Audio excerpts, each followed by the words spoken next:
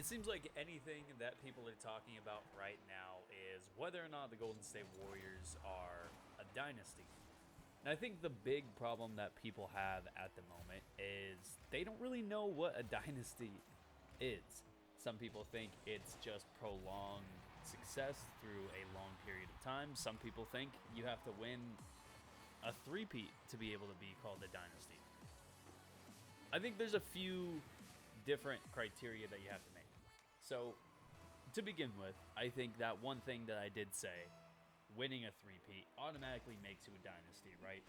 There's no way you could win 3 titles in a row and not be considered a dynasty, in my opinion. So, just off the bat, you have the Lakers from 99 to 02 with Kobe and Shaq.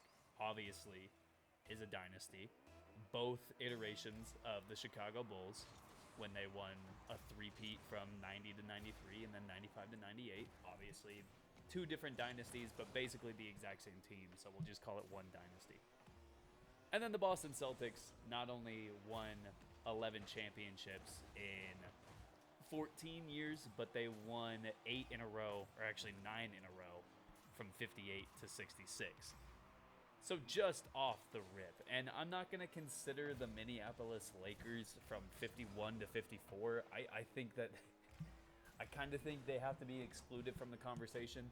If you're not in a league that either A, does not already have some of the best talent we've seen in NBA history, or you're in a league where it's not even like a 20-team league, I just don't think you should be up for consideration. So sorry, Minneapolis Lakers, but I'm going to have to exclude you from this conversation.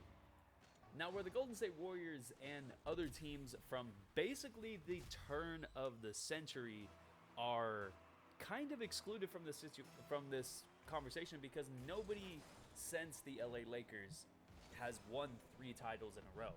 There's really only been 2 teams who have been close to being able to do it. It's the Spurs, it's the Heat, and it's the Golden State Warriors. The Lakers won 2 in a row from 08 to 10, but I think after that championship in 2010, there really wasn't a consideration that they were a dynasty, especially since they have not won a title from 2010 to 2020. I think they probably are excluded from the dynasty conversation post that 02 year. Now, the San Antonio Spurs. It's difficult because I feel like if it didn't take a,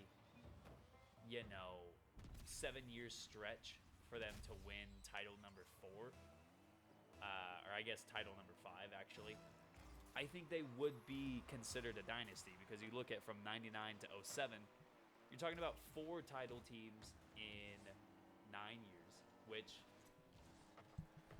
I don't know, because that time period also coincides with the dynasty of the Lakers. So could you really have 2 dynasties at the exact same point in time? I don't know. I would consider that the San Antonio Spurs have a better case to be called a dynasty at this moment in time than any other team has, even in their own right. So for now, I'm going to go with no with the San Antonio Spurs. But if you look at their entire track record from 99 to 2014, you're talking about 15 seasons, 5 championships. I don't know, because the LA Lakers won the exact same amount of titles in the exact same amount of time, and they actually were done winning championships 5 years earlier. So it's kind of like, I feel like one or the other has to be considered the dynasty of that time period. And in my opinion, that has to go to the Lakers, right? The Miami Heat.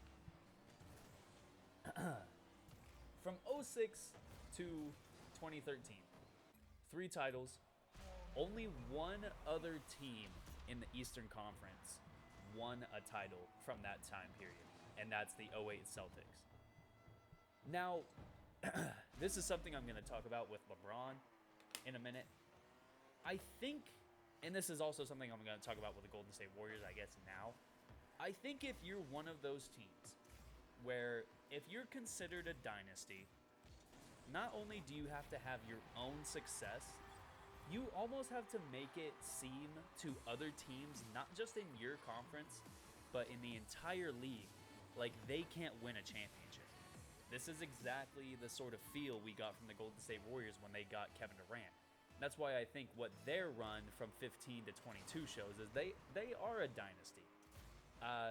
The same exact thing that I said about the Miami Heat from 06 to 2013. Only one team from the Western Conference has won the NBA Finals since the Golden State Warriors went on their run starting in 2015. So you're talking about an 8-year period where only the Los Angeles Lakers from the Western Conference have won the NBA championship. And that was in a season where the Golden State Warriors were completely out of conversation because everybody on their team was injured and the only guy left was Draymond Green, right? They were having starting lineups with like Damian Lee and Willie Cauley-Stein and just not guys you've been growing accustomed to seeing on the Golden State Warriors. So back to the Heat.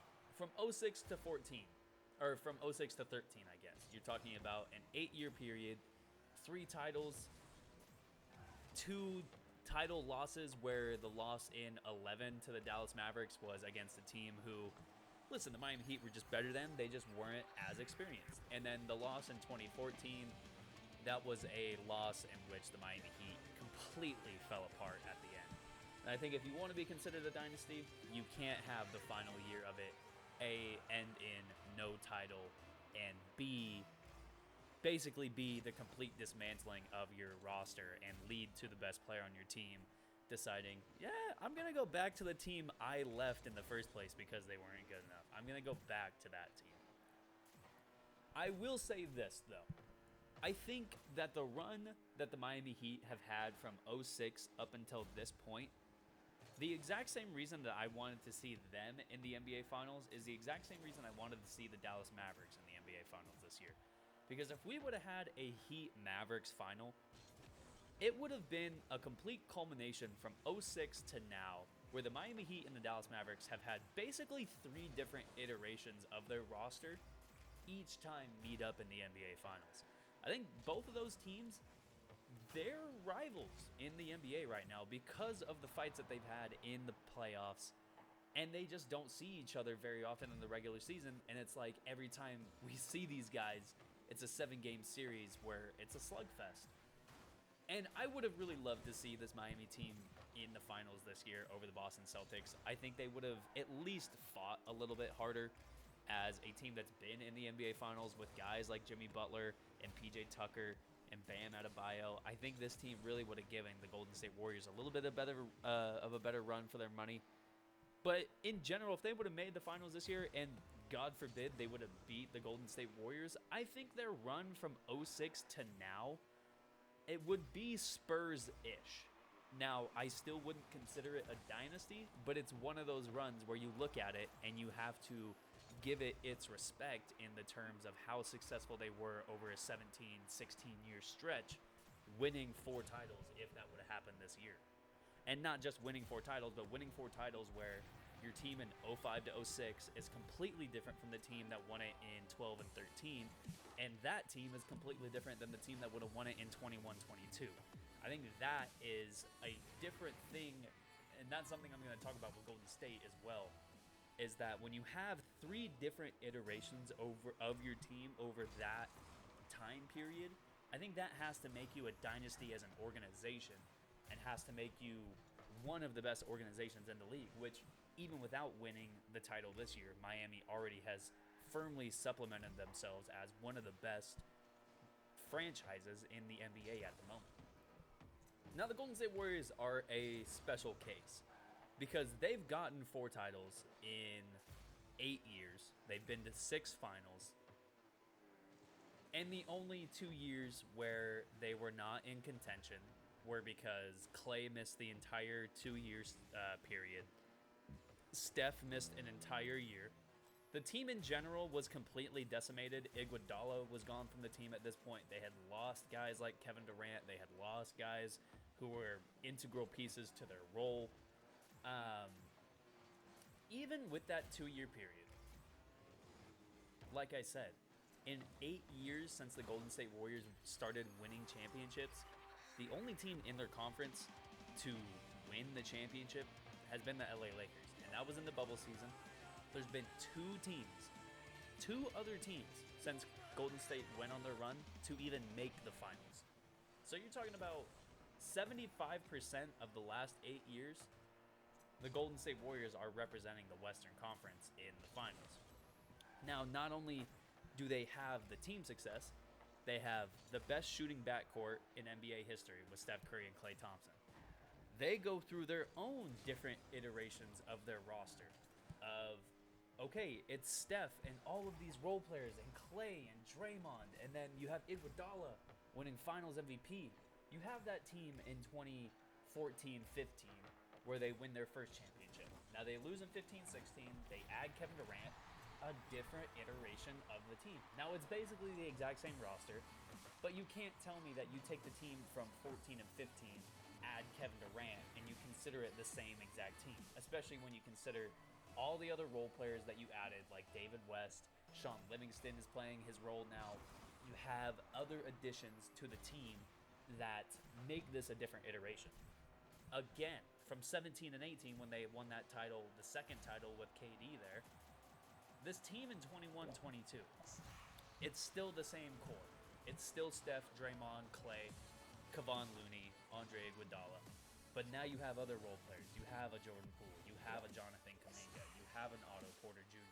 You have a Nemanja Bjelica who played a major role in this finals. This team, from an 8-year period, I think from a franchise standpoint, has to be considered a dynasty. An 8-year period where they go to 6 finals, win 4 of them. Nobody else in the Western Conference comes even close to matching what the Golden State Warriors have done from a regular season standpoint, a postseason standpoint, and a finals standpoint. And honestly, the same exact thing can be said about the entire league. So you're talking about an almost decade-long period where they could lose the next 2 finals in the decade, in the last, from 2014 to 2024. They could lose and not even make the next 2 finals, and they still would have won 40% of the finals in the last 10 years. I think that has to be considered a dynasty, especially when you have a 2-time MVP in Curry. You have a team that had KD, Curry, Klay, Draymond, that whole team together. And then you have an iteration of the team where it's basically just Steph, right? I don't view it as a team that's basically just Steph, but that's how a lot of people, probably even you watching this, considered this team in the finals. It was just Steph and a bunch of guys who could make threes, and then Draymond Green. So going forward, I don't want to hear it about Golden State not being a dynasty. I get it that if you don't consider the Spurs a dynasty from 99 to 14, it's kind of murky that you would consider the Golden State Warriors from 14 to 22 a dynasty.